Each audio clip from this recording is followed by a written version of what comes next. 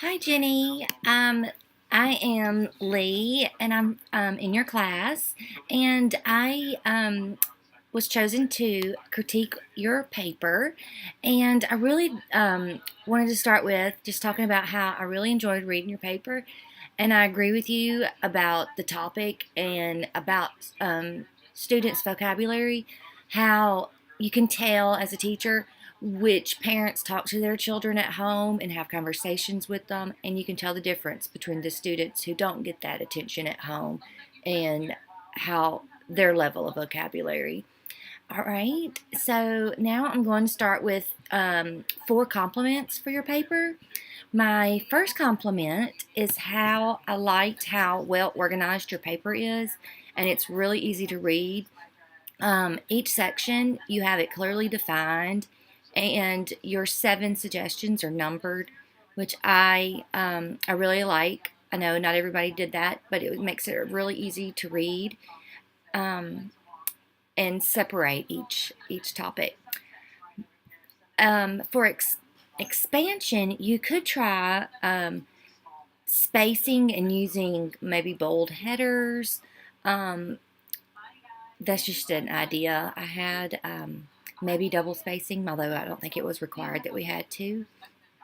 My second compliment is how I like how you clearly stated your purpose. You talked about what you were going to say, and you made your suggestions for how you feel that um, everyone should, or what they could do to increase parental involvement in the classrooms. For an expansion, I just think you could talk more about examples of how teachers could implement these topics in their classrooms and not just list them, but you could give strategies if you had some. Let's see. My third compliment is how I like your third topic that you chose about low income parents and how they are the hardest to get in contact. Um, in my experience, I have the most difficult with the low income parents, and often they change their cell phone numbers, and so the number that we have on file may not work, and so you have to track down and try to find what their new phone number is. And I also agree with you that sometimes these same parents may not have a car, and so that just makes it harder for them to come up to the school for meetings. For expansion, I thought that you may could talk more about different different ways that you could try to reach out and get in contact with these parents. Maybe some unconventional ways, just to give suggestions. Okay. My fourth compliment is I liked how you also included the cultural awareness, and especially for new teachers who are not aware of how to handle these different cultures of different types of parents in terms of calling them or talking to them about their child, and how often it might be hard to talk to them about the negative things that their child might be doing at school, whether it's their behavior or their grades. For expansion, I would always suggest that when you are making your communication with the parent, to always start with something positive, and especially at the beginning of the school year, um, start telling the parents the positive things that you've recognized with them being in your classroom. Okay, and so now I'm going to go over my 4 recommendations for you.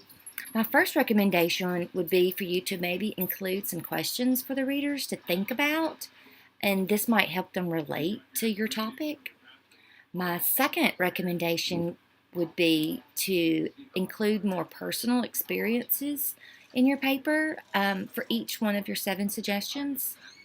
Third, my recommendation would be to include the positive communication with parents, and to not always call and just report on the bad things or the bad grades, but to start the year off, especially by contacting each parent and telling them the positive things that you've noticed about their child.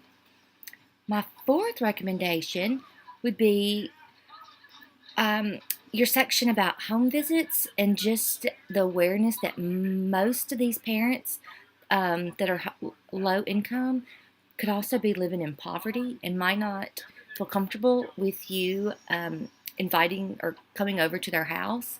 And so maybe deciding on a central area you could meet the parents would be good. Maybe even like the library if that's close to their house or in walking distance. Okay, for my two APA writing tips, even though this was just posted on a discussion board, but for APA, the format is always double spaced. And then, second, APA format does not have an extra space in between each paragraph or each section. But I know those are both small things, but those are just two APA um, suggestions that I had. But other than that, your paper was excellent, and I really enjoyed reading it, and thank you very much.